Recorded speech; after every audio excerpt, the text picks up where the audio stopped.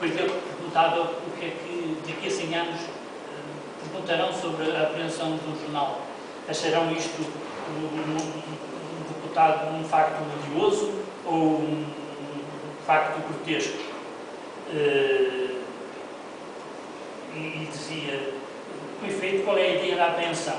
É de impedir que uma verdade circule? Há, porventura, nada mais grotesco do que desatar a correr atrás de uma folha de papel porque essa folha contém uma verdade? Alto, contestam, porém, os poderes públicos. Essa folha de papel não contém a verdade, contém uma mentira. E há, porventura, nada mais burlesco do que desatar a correr atrás de uma mentira? Verdade, mentira, é o pensamento. E há nada mais risível do que querer aprender o pensamento?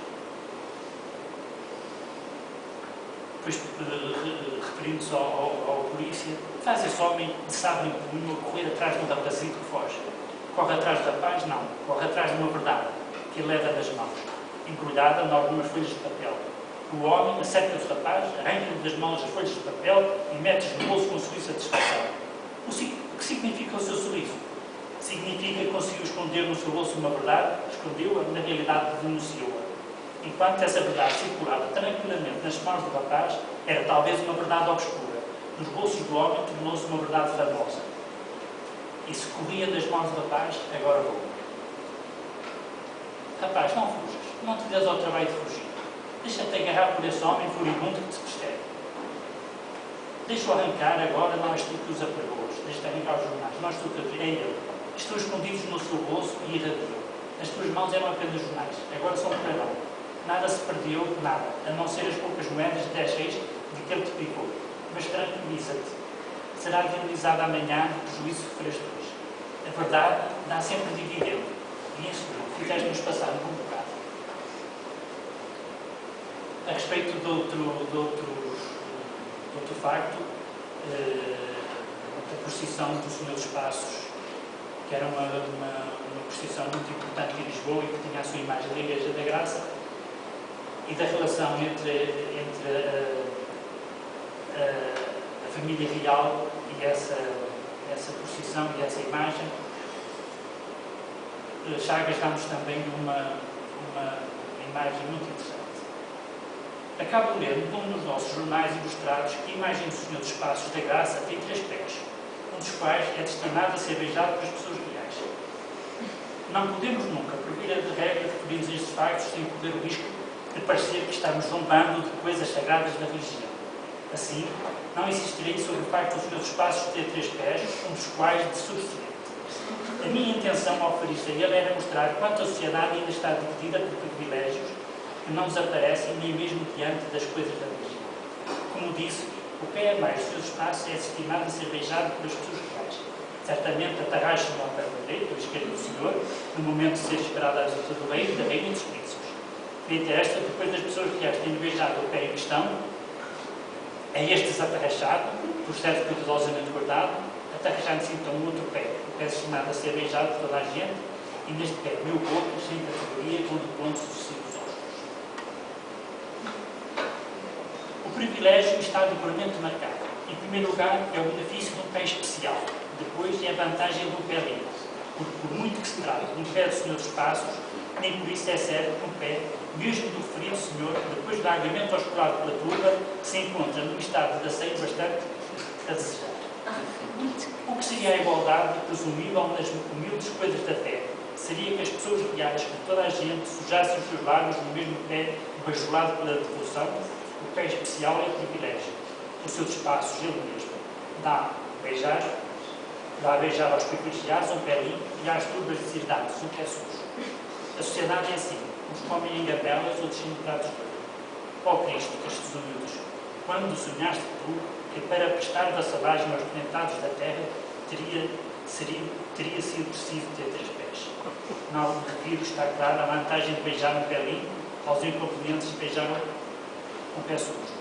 Tudo o privilégio são vantagens. O século e a Igreja têm de resto a este respeito noções diferentes.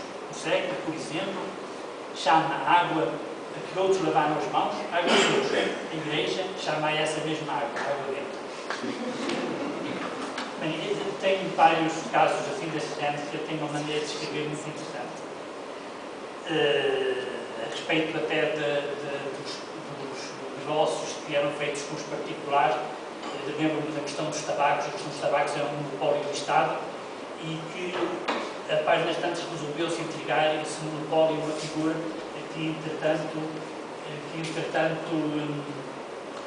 acabou por fazer um negócio do Estado. Dava um determinado valor e ficava ele com a exploração desse monopólio. É uma coisa que ainda hoje, de certo modo, acontece. Os negócios lucrativos são entregues a alguns e os outros já aqui ficam com eles.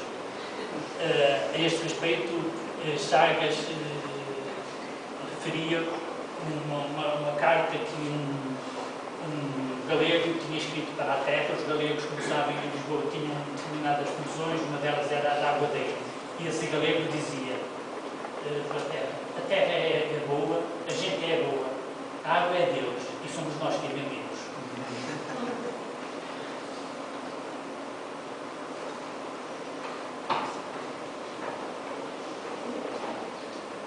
Isto é o privilégio do Estado Nacional. Ora, em 1880, a ruptura entre a nação e os poderes estão não só consumados, como se exibem. O tricentenário camoniano, estas imagens que eu passei aqui, eram tiradas do arquivo gráfico do Rocha Martins, com fotografias do Joshua Nobiel, um grande fotógrafo do início do século, e que mostram precisamente o dia da procissão dos Senhores dos Passos. São figuras muito interessantes, mostram bem a sociedade. Dizia na páginas tantas o repórter que se misturavam senhores de chapéu com mulheres de chá.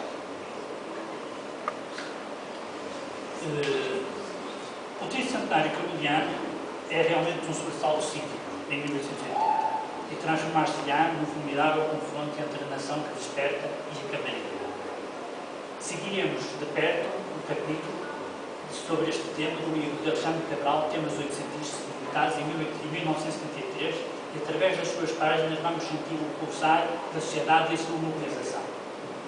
O grande impulsionador deste evento foi Teófilo Braga, que logo em 1880, nos primeiros dias, 8, 9 e 10 de janeiro, publica 3 artigos no Jornal Lisboa, que é o jornal do Comércio de Portugal, em que fala da efeméride, salienta a sua importância, aponta o seu significado e adianta até um primeiro programa.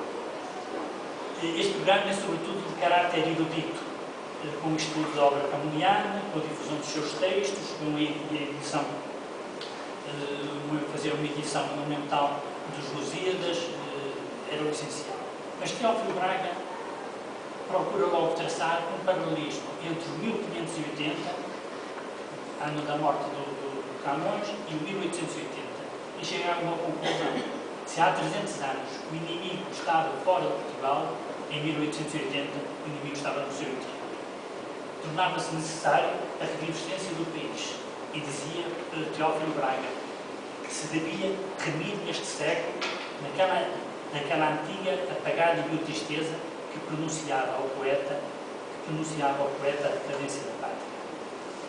A rotatividade de outros partidos na governação do país perpetua e camufla as grandes questões de sempre: a defesa dos interesses pessoais em detrimento do interesse público, a partilha por particulares dos bens e dos recursos nacionais, fomenta-se a corrupção e o compadrismo.